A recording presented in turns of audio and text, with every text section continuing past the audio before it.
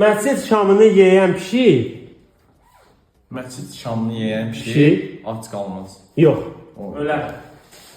Məscid şamını yeyən pişik Kör olar. Qəşəng. Bir rəhmət düzənə. Necə? Rəhmət düzənə. Rəhmət pozana. Qəşəng. Bacarım öz potensialını göstərmirəm. İlk dəfə bu qədər açıq və birbaşa yardımınızı istəyirəm. Çünki həmişə belə bir müraciət üçün utanmışam. Amma başqa əlacım qalmayıb.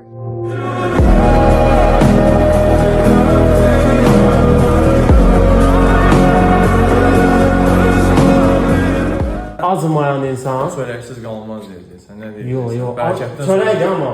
Çörək Azmayan insan. Çörək istəməz. Çörək yeməz. Yox. Çörək deyil, o. Çörəkdir. Azmayan insan. Çörəyin nə aldığını bilməz. Qəşəng. Gördünüz? Sadə akuratdır. Ay görmüşün ulduza. Nə marağı? Onu demişəm. Ulduz səhvdir orada.